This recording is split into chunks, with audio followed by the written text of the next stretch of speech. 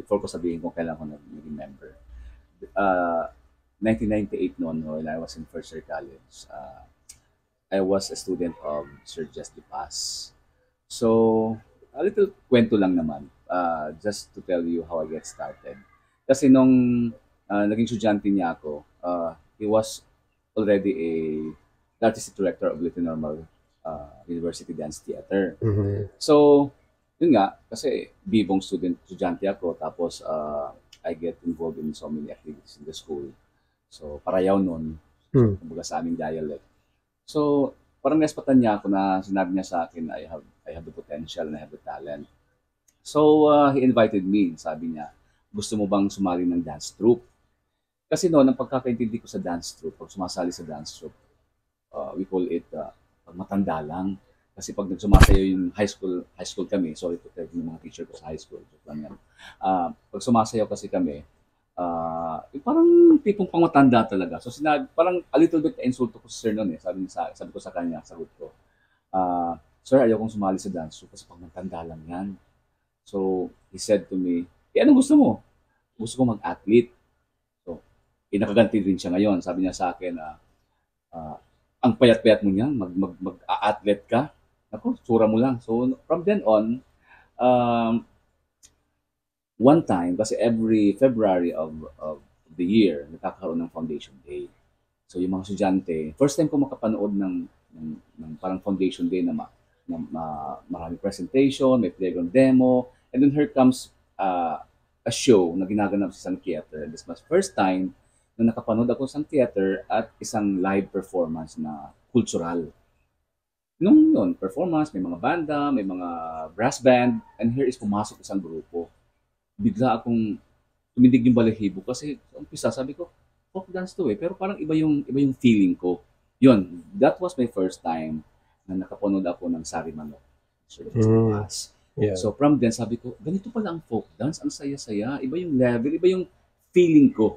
Mhm. So, yun nga, ito yung bakit ko sinare ito kasi ito yung tumatak sa amin ngayon sa Leyte Dance Theater ng mga choreographers. Kasi every time, lahat ng tinuro sa amin ni Guro sa Stipas, na nagpapatunay talaga na talagang pang world class.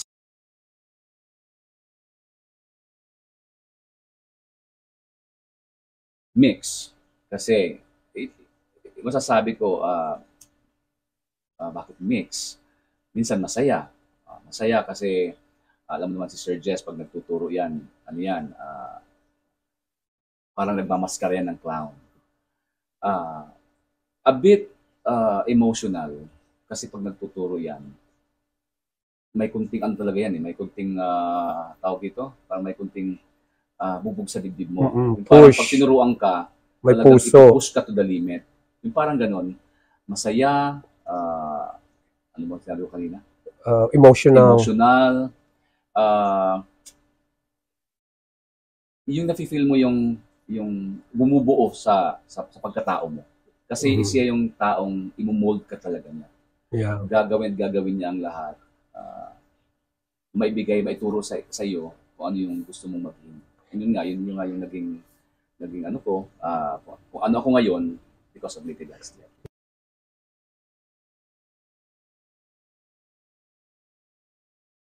Yeah, iyon ay unexpected. Kasi actually, I already, not so inactive, pero kasi meron din akong sariling grupo, I have in Mm-mm. university. Yung, if I recall it right, uh, Sir just offered me na talagang hawakan ko with Dance Theater way back 2014. So sabi ko, sir, I think mahihirapan ako kasi because I have also a group in university. Ito talaga si Sir Jess. Sinabi ko kanina, gagawin at gagawin niya lahat. Kahit wala na siya sa mundo. Mm.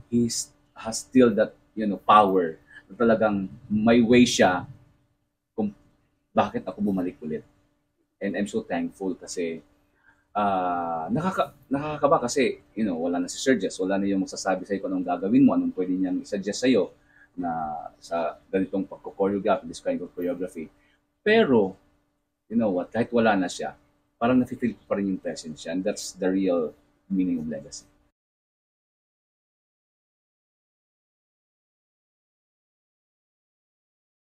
Ah, Move on. The term move on. Kasi, yung mga pagdadalamhati namin, lahat kami ng grupo. Kasi iba yung experience namin, namatay si Sir Jess, nasunog yung studio, yung parang Mm, tipong, ang tawag doon, parang binagsak sa iyo lahat ang mundo. yeah. Pero nga, may kasabihan tayo na kailangan natin mag-move on para matupad natin kung ano yung pang gusto natin matupad in the future.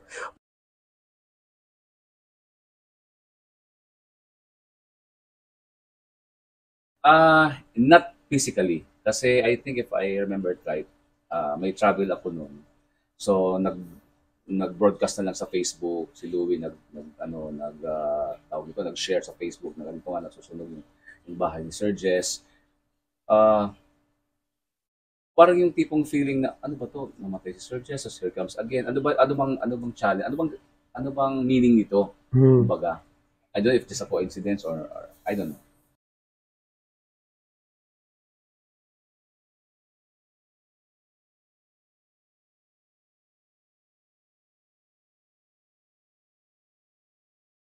To be honest, kasi I was been with the Lady Dance Theater since 2002, 2004, in my personal tour, 2007, 14, and I was inactive in 2018.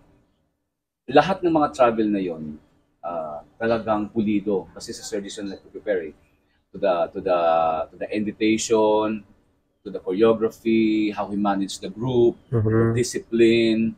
Talagang grabe yun eh. Talagang yung pang tipong kampante ka kasi Yeah. kasi alam mong you are being handled with the justice. Yes. Ngayon, talagang tipong may kaba. May kaba sa dibdib na may excitement. Kasi, excitement, bakit? Kasi ito yung pagkakataon na ma-share mo rin kung ano yung tinuro sa'yo ng guru mo. Hmm, Medyo nakaka-worried lang because we only have like a very short span of time in the preparation. Kasi kung titignan mo yung calendar of namin, we don't have studio. So, yung Mm. studio. So, isa yun sa mga hindrance na nangyari sa amin. Saan kami papapractice? Me as person, as their choreographer, malayo ang St. Paul sa akin from the university, traveling. So, I also have my group. So, very challenging kasi may mga times na hindi kami nakakapag-practice because may events sa St. Paul's. Tapos Mhm. nung napunta naman kami sa EBSO, may events sa EBSO.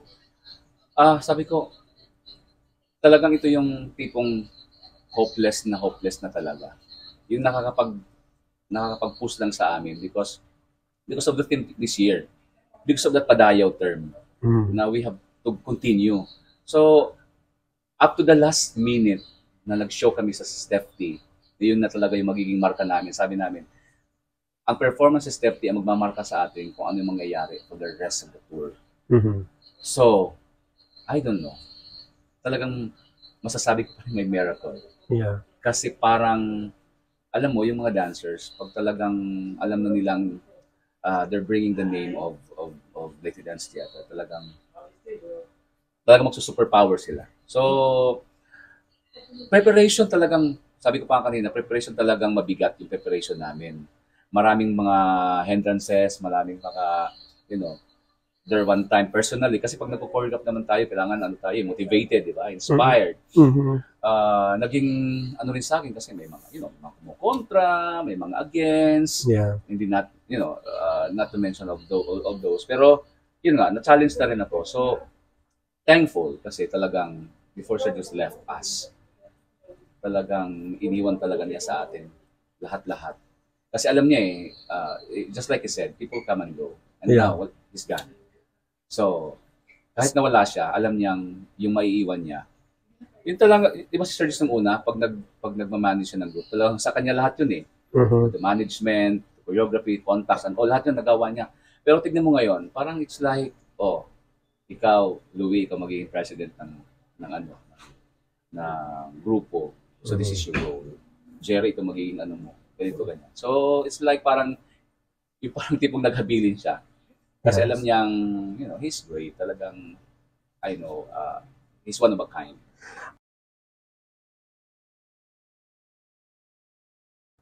Okay, ano bang sasabihin ko? Naiyak tuloy ako ng konti. Dramahan lang. Mhm. Ah, tatanungin ko siya. Sasabihin ko sa kanya, ano pa bang mas hihigit pa sa thank you sa'yo? Ano pa ba yung ano pa ba yung pwede kong sabihin sa'yo na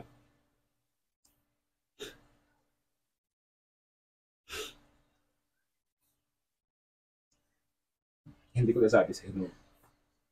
Ah, ah,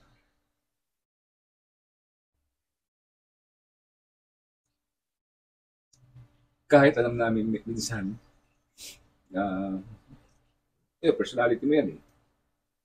Ah, hindi mo maiwasang,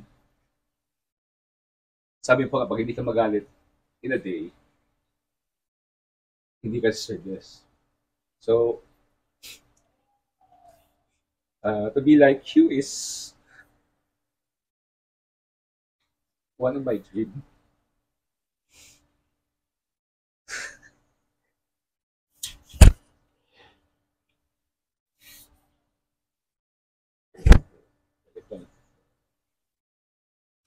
Ah,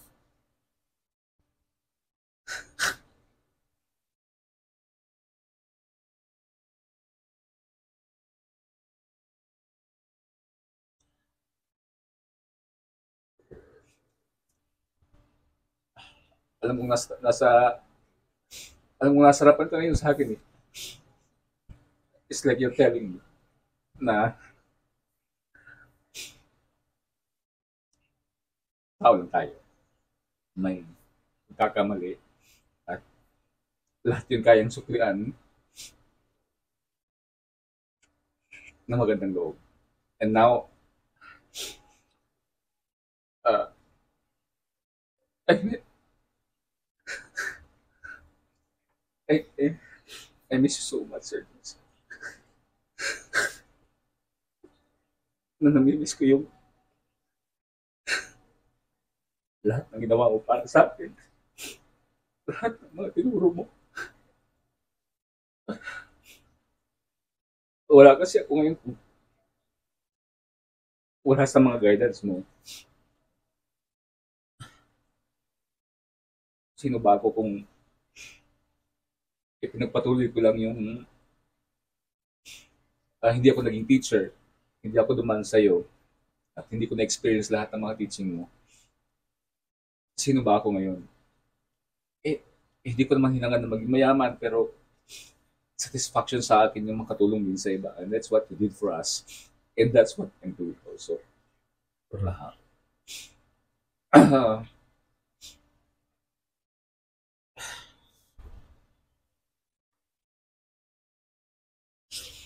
Uh, thank you.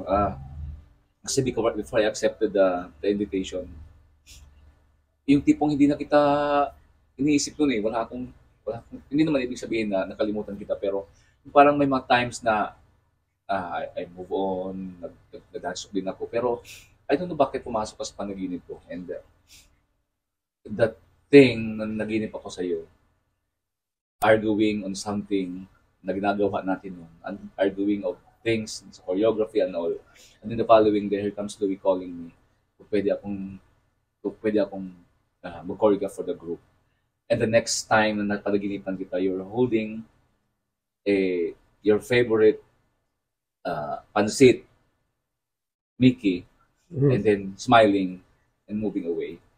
So, tinanong ko yung mga oldies on ano bang ibig sabihin nun, and they were telling me, you still have, I still have to give you more prayers because that Mickey, that food is prayer. Then you were smiling. I don't know. Talagang sinadya talaga. Parang, I didn't really expected na I will still be one of the magiging artistic director and choreographer for the group.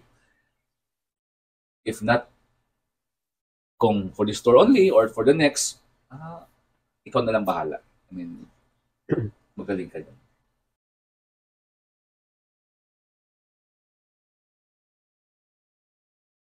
First, of course, to continue the legacy of what Surges started, kasi even the name of Surges, pinalitan, hindi naman pinalitan, dinagdagan ng Lady Dance Theater of Justice Foundation to continue the legacy. And we're also happy, the alumni are also happy, the people yung nandito ngayon sa States na mga alumni, they're so happy na kinukunti namin yung legacy ni Sir Jess. So, isa sa talagang mga purpose namin why we are here, para din namin makontinue yung legacy ni Sir Jess is to build the home, yung nasunog na home ng Lady Dance Theater. Kasi nga, sabi niya, if people come and go, the next generations na susunod sa amin, sa susunod na yapak sa amin, talaga may pagpapatuloy nila because of the home. Kasi ang taas ng pangarap ni Sir Jess, yung talagang pangarap niya is to build an academy of the arts. In which is, sa tingin ko naman talaga nakabuild na siya ng Academy for the Arts. Why? If you go to Eastern Visayas, you go to Borongan, you go anywhere in parts of the Visayas, you will see his academy. And even the world, yes. So, yun ang isang purpose namin, to build that little home talagang nasunog noong 2018 para makapagsimula ulit, makapag-train ulit kami ng mga bagong scholars for the Lady Dance Theater. And that is why we are inviting you to watch the Padayaw, our dance concert. We started from Connecticut down here to Tampa, Florida. So for the rest ng hindi pa nakapanood, please watch Padayaw, the Lady Dance Theater USA Tour. Meron pa kami mga show sa Texas, and then sa California. So, please watch po. Thank you so much, Artistic Director and Choreographer, Jerry Morris. Thank you.